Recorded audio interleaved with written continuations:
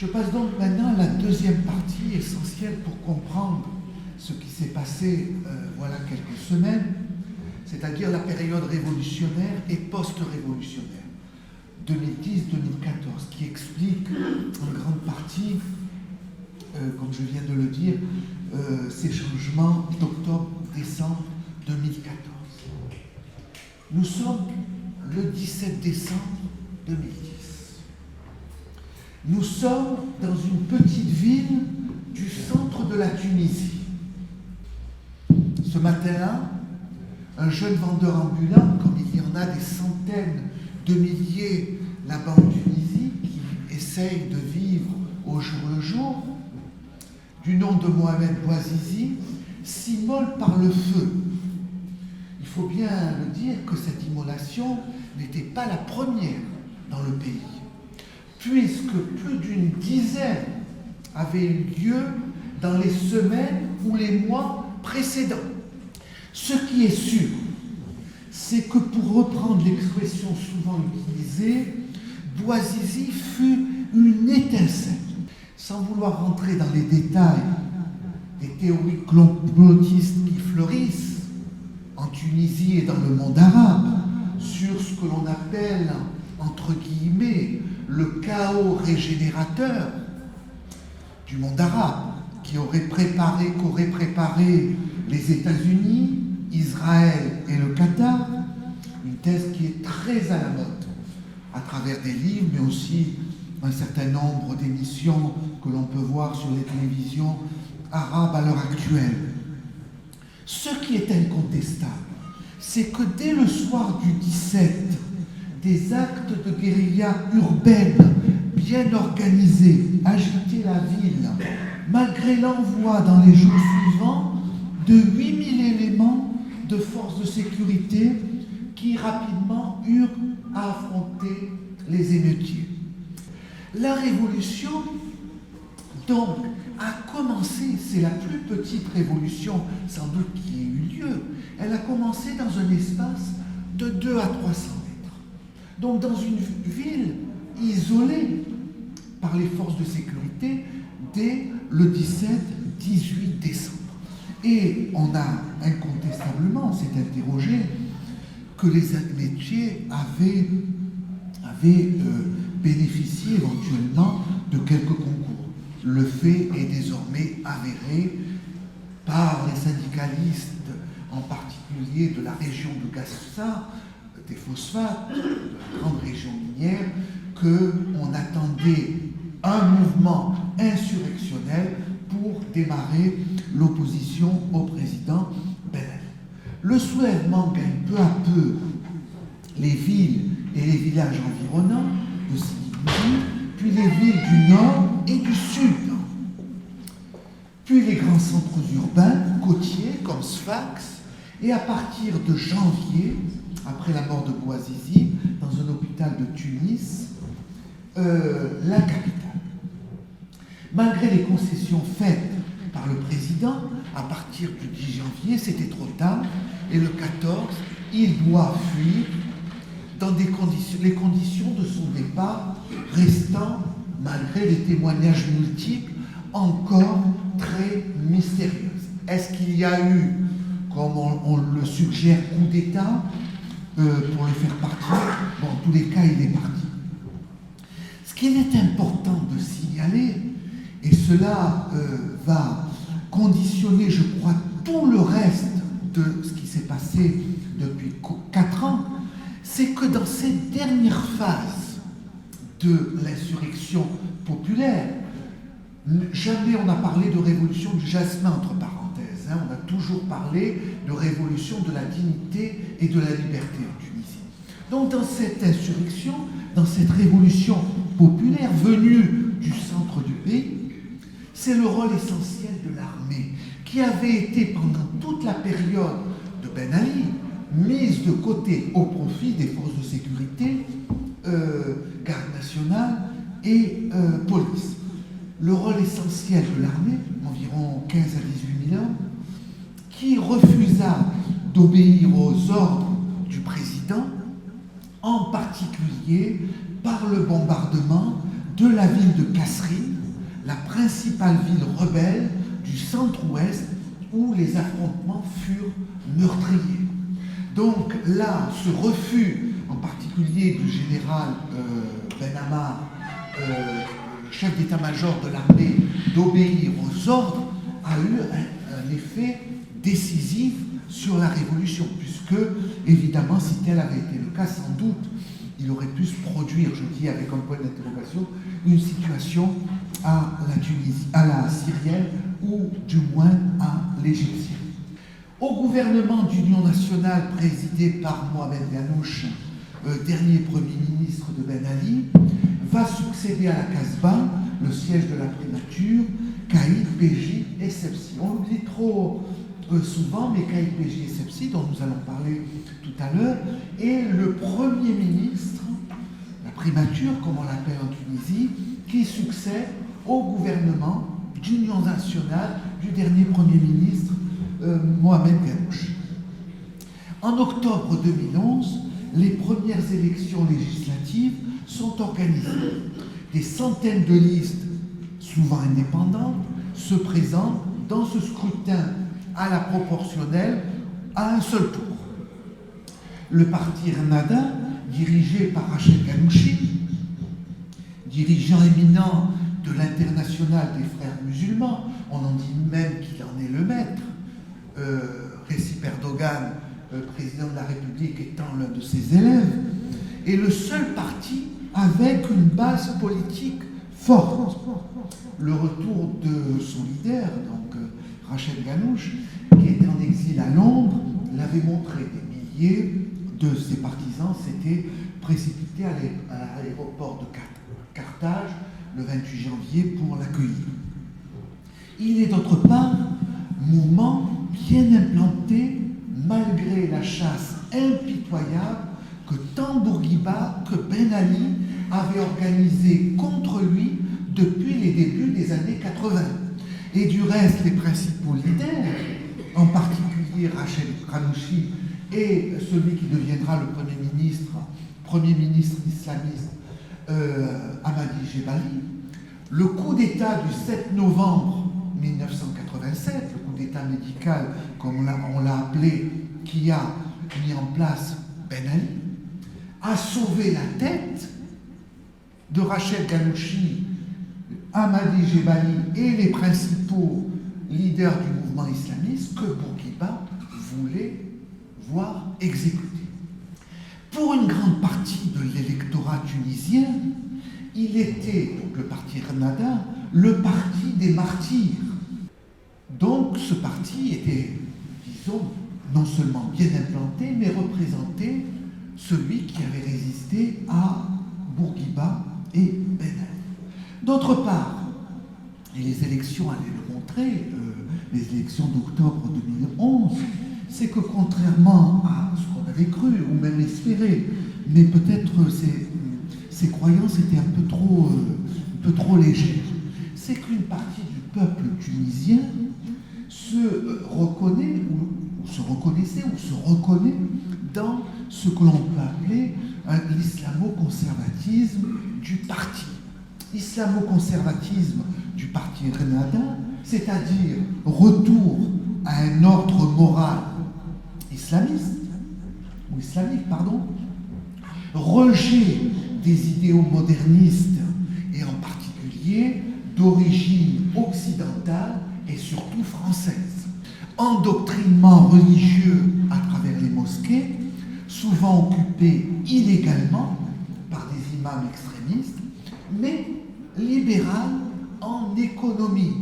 Jamais perdre de vue cela. Donc conservatisme idéologique, moral, sociétal, mais libéralisme économique. D'autre part, un double discours parfaitement rodé à destination de l'opinion occidentale, affirmant d'une part que la Tunisie voulait s'inspirer du modèle turc mis en place par Recep Erdogan. Par contre, en Tunisie, un discours rigoriste, et une volonté affichée, quelquefois très sournoise, de détruire le modèle tunisien tel qu'il avait été construit dès le milieu du XIXe siècle. Remise en cause des droits accordés aux femmes en particulier, et remise en cause du fameux code du statut personnel. Avec près de 40% des votants, le parti Ennahda fut le grand vainqueur des élections de 2011 à l'ANC. L'ANC, l'Assemblée nationale constituante. Il forma un gouvernement de coalition avec deux partis entre guillemets laïques. C'est un terme que l'on doit utiliser avec beaucoup de prudence concernant ces régions. Le parti CPR, le Congrès pour la République, de Monsef Marzouki, qui allait être élu un peu plus tard président de la République, donc par l'ANC, et État catholique, autre parti qui allait obtenir, à travers son président, Moustapha Ben Jafar, la présidence de l'ANC. Le Premier ministre désigné étant Hamadi Jebali, combattant de la première heure, et l'un de ceux qui, sans le coup d'État médical du 7 novembre 87, aurait terminé sans doute pendu par Habib Bourguiba. Et cet attelage disparate prit le nom de Troïka, que l'on donna dans la presse et ailleurs, vous avez dû le rencontrer sans doute. Ce gouvernement, cependant, allait vite se heurter à l'effondrement économique du pays, à la fuite des touristes occidentaux, à la multiplication des grèves et des sit-ins. Enfin, le parti Ennahda, conquérant et victorieux aux élections, allait être confronté à une formidable opposition de la société civile, en particulier des femmes, pas décidées à voir leurs acquis supprimés ou diminués. Donc l'opposition s'est fait de plus en plus ferme contre le parti majoritaire. En parallèle donc à cette crise économique, crise touristique, mais aussi opposition de la société civile, femmes, artistes, etc., laïcs, entre guillemets, en parallèle et sans doute nourrie par des complicités au sein du haut commandement sécuritaire et des plus hautes instances, les plus hautes autorités de l'État, c'est un fait avéré, se développait un extrémisme islamiste qui, à partir des mosquées, tenta d'imposer la terreur à travers le pays.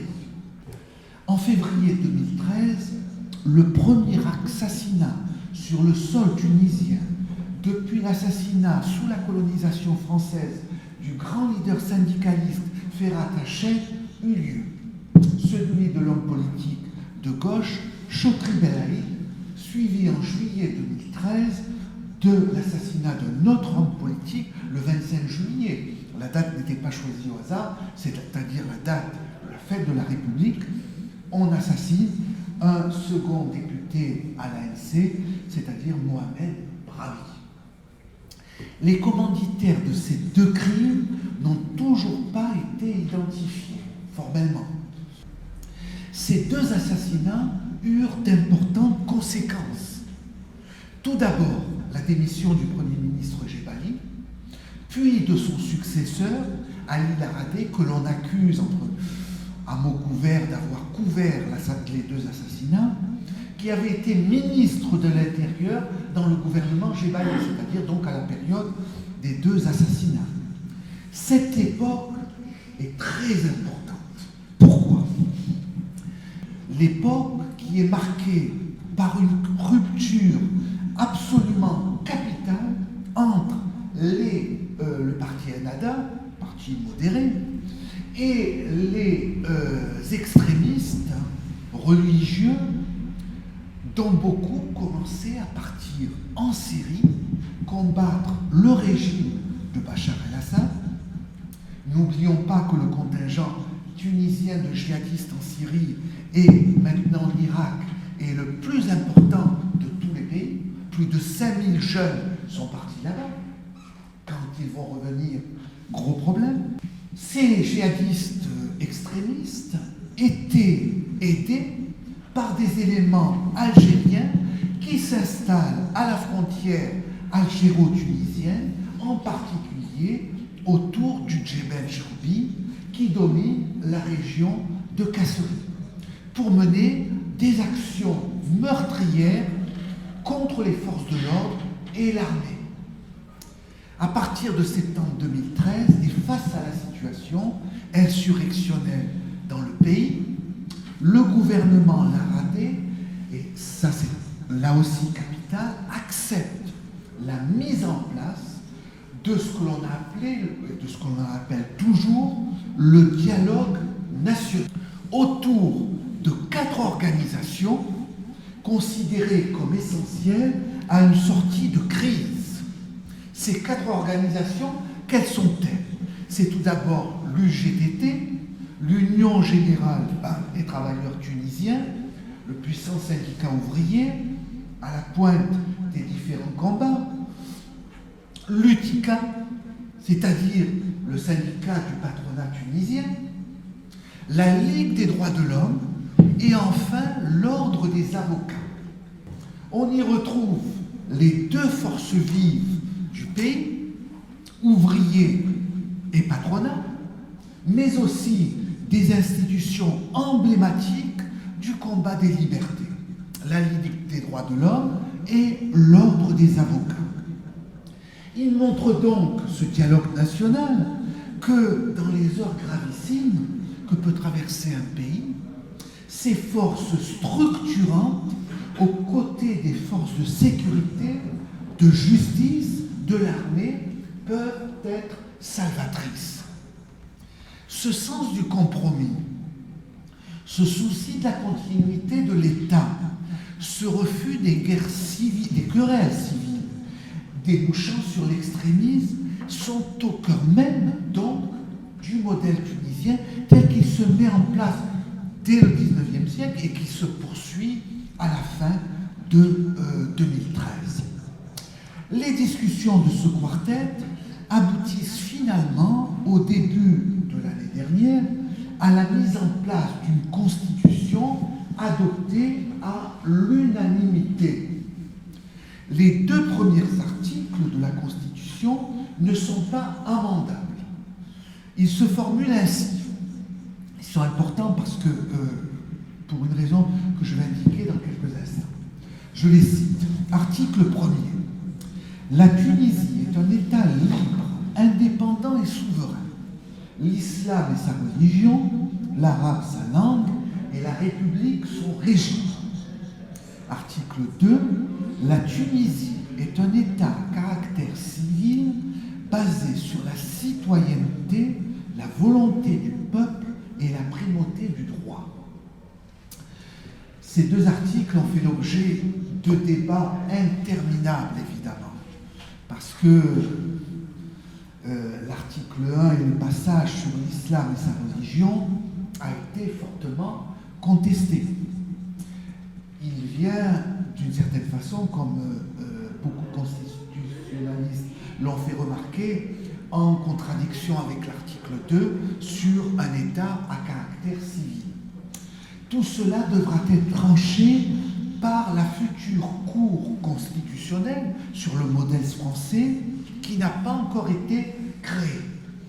À partir de là, on verra qu'est-ce qui est donné comme direction au pays, c'est-à-dire l'islam et sa religion, et donc en fonction de cela impose un certain nombre de restrictions et de demandes, où la Tunisie est un État à caractère civil.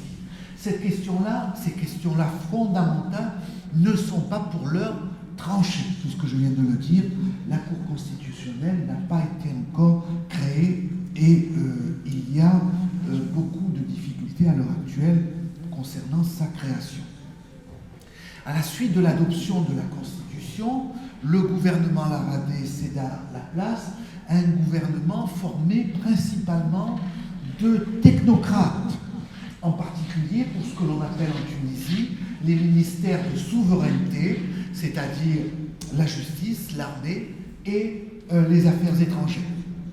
La primature revenant à Mehdi Joma, ministre de l'Industrie dans le gouvernement précédent, qui est francophile, qui a été ingénieur à l'aérospace, donc très proche de ce que l'on pouvait qualifier de l'Occident, de ce que l'on peut qualifier d'Occident. C'est ce gouvernement donc qui prépare les élections législatives d'octobre et les présidentielles de novembre-décembre 2014. Ce gouvernement, hérité d'une situation économique, en particulier l'effondrement du dinar, passé d'environ 1,98 en 2013, au début de 2013, pour un euro, à pratiquement 2,35 à l'heure actuelle, social et sécuritaire très difficile. C'est la situation sécuritaire, les aspects économiques et sociaux étant importants, bien entendu, qui est devenue de plus en plus préoccupante. La chute de Kadhafi dans le pays voisin avait entraîné sur la route de l'exil tunisien des milliers, si ce n'est plusieurs centaines de milliers de Libyens en Tunisie. Et le pays les a accueillis avec grande dignité puis un admirable courage. Le chaos politique pouvait se transformer en tout instant, le chaos politique en Libye, pouvait en tout instant se transformer en guerre civile. Et malheureusement, c'est le cas à l'heure actuelle, qui à tout moment risquait et risque encore de se propager en Tunisie. Plus au sud, l'intervention française au Mali fit refluer vers le nord de nombreux djihadistes qui prirent position et qui ont toujours position à la frontière algéro-tunisienne et en particulier dans les montagnes du Djebel Chambi où l'armée tunisienne n'a cessé et ne cesse de mener raids et bombardements pratiquement quotidiens sans arriver à détruire les cellules djihadistes qui mènent jour après jour des actions terroristes. Face à cette situation, et en tenant compte de ce qui se passait en Syrie et en Égypte, les principaux bailleurs de la Tunisie, en particulier les États-Unis et l'Union européenne, ont substantiellement augmenté leur contribution financière, qui était déjà très élevée, à la Tunisie. Cependant, j'avais donc situation sécuritaire très difficile, mais ce gouvernement a remporté, le gouvernement de Mehdi Joma a remporté quelques succès, en particulier 2 succès très très importants. C'est-à-dire, premier succès, la dissolution des LPR. C'était des ligues autoproclamées de protection de la révolution. C'était des groupements autoconstitués, autoproclamés, mais soutenus en sous-main ou quelquefois ouvertement par le parti Ennahda pour, il faut bien le dire, tuer toute opposition. Ces LPR, ces ligues de protection de la révolution, ont été dissoutes par les tribunaux sur l'action gouvernementale. Donc un grand succès du gouvernement Mehdi Joma dans cette lutte contre cette lutte sécuritaire. Deuxième grand succès, la reprise en main de centaines de mosquées aux mains d'imams salafistes ou extrémistes prêchant la guerre sainte, qui envoyait et qui envoie toujours, malheureusement, en moins grand nombre, parce que tout cela a été resserré, des jeunes gens au djihad en Syrie et en Irak. À ce jour, alors que plusieurs centaines de mosquées étaient entre les mains d'extrémistes, le gouvernement de Mehdi Joma, qui est toujours en place, il faut le préciser, il ne reste pratiquement qu'une cinquantaine, peut-être moins, d'après les derniers chiffres que j'ai pu voir en Tunisie, il en reste très peu aux mains des extrémistes religieux. Les élections législatives, donc du 26 octobre 2014, allaient-elles confirmer la prééminence du parti Ennahda ou la montée en puissance d'un nouveau mouvement autour de l'ancien Premier ministre Béji Caïd Essebsi? Ce mouvement, prenant le nom de Nida Tounes, en avant la Tunisie, parti d'inspiration moderniste. Encore une fois, soyons prudents, le terme de laïque a été employé, mais il vaut mieux l'éviter parce qu'il a une connotation quand même très négative dans les pays arabo-musulmans. Mais ce parti, et ça c'est très important, s'ouvrait largement aux divers horizons. Et il s'ouvrait, et il s'est ouvert en particulier, aux anciens RCDistes, c'est-à-dire le RCDiste, le parti de l'ancien président Ben Ali, le RCD, Rassemblement constitutionnel démocratique. Donc, reprenant ceux qui avaient servi l'ancien régime, les adversaires de Nida Tounes, ne manquant pas, évidemment, c'est de bonne politique, d'affirmer que le nouveau parti ne servait ou ne sert qu'à recycler les caciques de l'ancien régime benaliste. L'accusation portait d'autant plus, et porte toujours d'autant plus, que les partis de la Troïka n'avaient pu imposer à l'ANC, l'Assemblée nationale constituante, l'exclusion de la vie politique des anciens RCDistes. Et ça avait été leur grand cheval de bataille, dont, évidemment, nous allons en parler tout à l'heure en le présentant brièvement, Caïd Béji Essebsi. Cette mesure avait été si controversée, si contestée, qu'elle n'avait jamais pu être votée à l'ANC malgré la majorité parlementaire existante.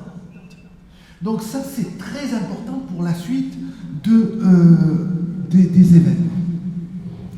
La participation a été moins forte qu'aux élections de 2011 et voit donc la victoire du parti Nida Tounes, qui sur 217 sièges en a recueilli 85, devançant d'une quinzaine de sièges le parti Ennahda, lui-même recueillant 69 sièges. L'Union patriotique libre, autour d'un sulfureux milliardaire, Slim Riali, venant troisième avec 16 sièges, et le Front populaire, c'est-à-dire la gauche, terminant quatrième avec 15 sièges. Les autres partis, quelquefois de tradition et de lutte politique ancienne, étaient laminés. Et les deux partis qui avaient formé avec les Ennahda la Troïka ne conservant qu'un minimum de sièges. 4 pour le CPR, le Congrès pour la Tunisie, pour la République, du président sortant Moncef Marzouki, et 1 pour État catholique, le parti du président de l'ANC, Mustapha Ben Jafar. Qu'est-ce que l'on peut dire? Quelques remarques là-dessus. Environ 5 remarques. Premièrement, remarque fondamentale, c'est la forte connotation régionale de ces législatives, mais que l'on va retrouver lors de l'élection présidentielle, est indéniable. Domination de Nida Tounes au nord et dans le Sahel, donc autour des grandes villes côtières du Sahel, Sousse, Monastir, Sfax, etc., et puis de la capitale, évidemment. Suprématie du parti Ennahda dans le sud, et coude à coude entre Nida Tounes et Ennahda au centre du pays, c'est-à-dire dans la région de Sidi Bouzid, Kafsa, etc. Deuxième remarque importante. Les islamistes ont perdu la première place, mais ont réussi à préserver leur position stratégique en obtenant le maximum de sièges espérés. Ils ne pensaient pas en avoir plus de 70, hein, ils en ont eu 69. Ils ont donc assuré la pérennité de leur parti, tout en tuant leurs alliés de la Troïka, l'ancienne coalition gouvernementale dont j'ai parlé tout à l'heure, le Congrès pour la République, CPR, et État-Catholique. Troisième remarque importante, Nida Tounes, de Caïd Béji Essebsi, doit former dans le gouvernement qui va être formé, doit obtenir évidemment un vote de confiance, avec le risque d'échouer sans l'appui du parti Ennahda.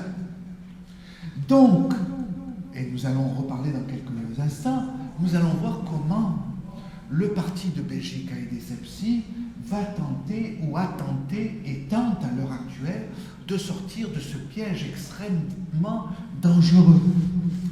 Quatrième remarque importante, la victoire partielle de ce jeune parti créé en juin 2012 et puis le fait qu'il était très détaché en tête du scrutin cache aussi l'échec de la majorité des partis du centre-gauche ou du centre-droit, qui est des partis historiques, souvent, qui étaient en mesure d'équilibrer l'échiquier politique, et mais surtout de soutenir le parti de Béji Caïd Essebsi pour former un gouvernement plus ou moins cohérent.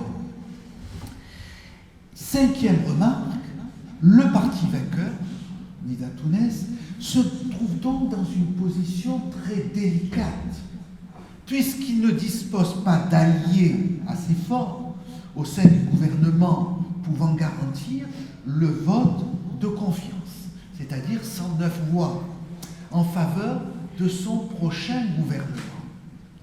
Donc, la partie sera très, très serrée si Caïd Béji Essebsi nommait un Premier ministre du parti majoritaire. Donc ça, il faut le garder en mémoire soigneusement pour les derniers événements. À la suite des élections législatives, se déroulèrent les élections présidentielles de la fin novembre et du 21 décembre pour le second tour. Alors là, aussi étrange que cela paraisse et aussi surprenant que l'on constatait un certain nombre d'observateurs, le parti Ennahda ne présentait pas et n'a pas présenté de candidat.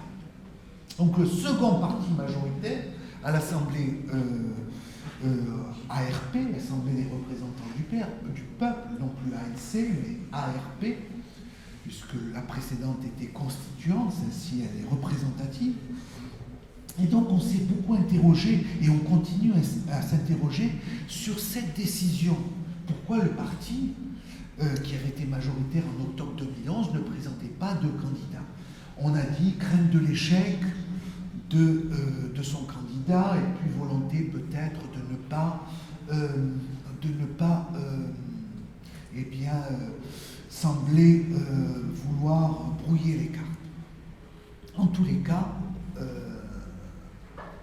pour cette élection présidentielle, au premier tour, il y avait 27 concurrents, mais 5 s'étaient retirés pendant la campagne aux élections présidentielles. Donc il n'y en avait effectivement que 22 sur les 27.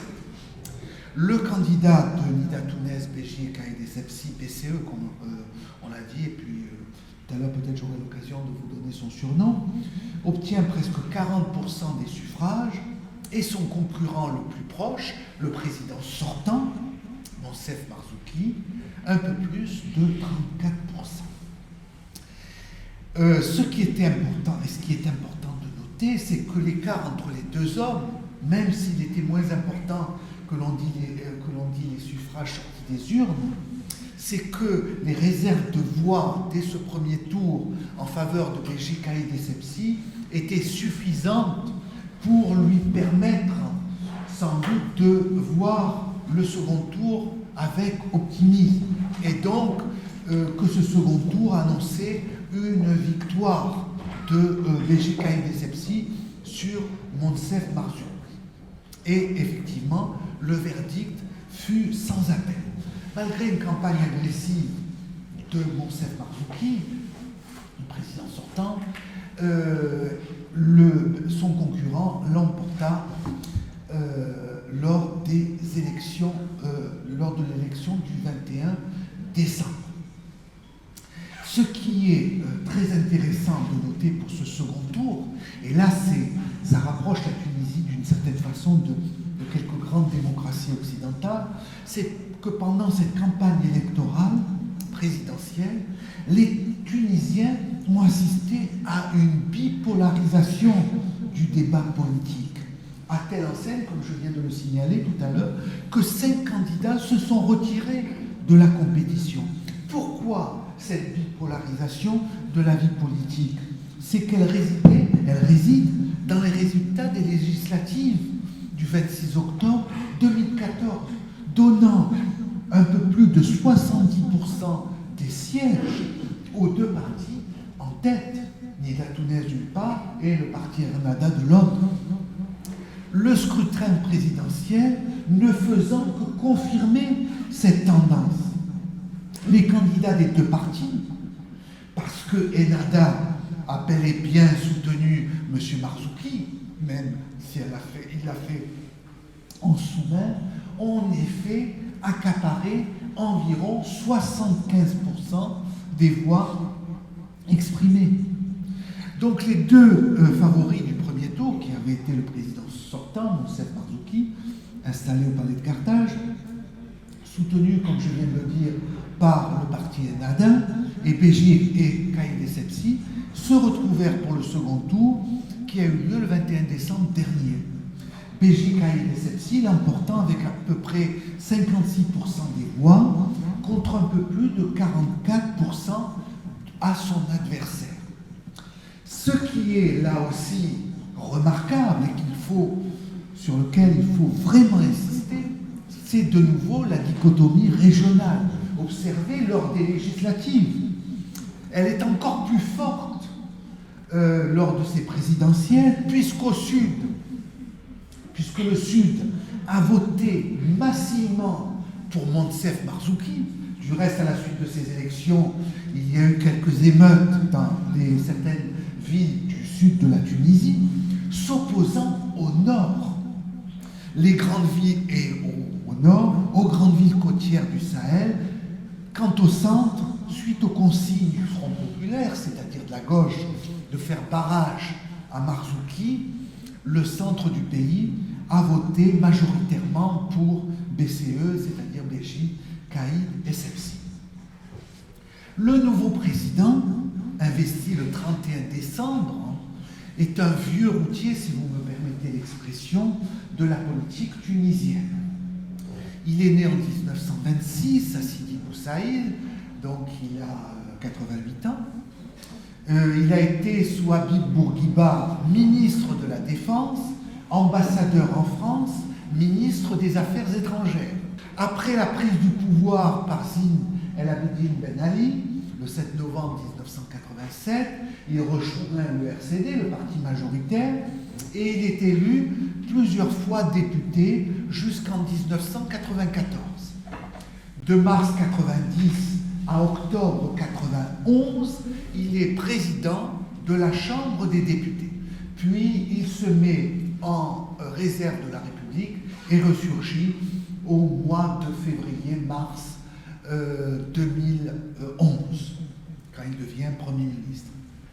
En début de cette semaine, c'est-à-dire lundi, aux dernières heures que lui accordait la Constitution, je tiens à le préciser, une semaine après sa prise, les résultats officiels annoncés, il devait nommer un Premier ministre. Une semaine seulement, Caïd Béji Essebsi a chargé sur la recommandation, et c'est très important, du président de la RP et du secrétaire général de Nida Tounes, M. Habib Essid, de former un nouveau gouvernement. Habib Essid a un mois renouvelable, une seule fois, pour accomplir cette mission. Qui est le nouveau Premier ministre? Alors là aussi, c'est très intéressant. Il a commencé sa carrière comme ingénieur, il a occupé diverses fonctions au sein du ministère de l'Agriculture. Il a été sous le régime du président Ben Ali, chef du cabinet du ministre de l'Agriculture de 1993 à 1997, puis chef du cabinet du ministre de l'Intérieur de 1997 à 2001. Il a été secrétaire d'État à l'agriculture de 2001 à 2003, donc sous le régime du président Ben Ali. Après la Révolution, il a été ministre de l'Intérieur de Caïd Béji Essebsi pendant la période mars 2011, décembre 2011. Puis, après la victoire du parti Ennahda, en octobre 2011, il a été nommé conseiller auprès du Premier ministre d'Ennahda, Hamadi Jebali, chargé des affaires sécuritaires. C'est donc un profil politique particulièrement intéressant que les instances dirigeantes du pays ont proposé pour la primature. Pourquoi particulièrement intéressant?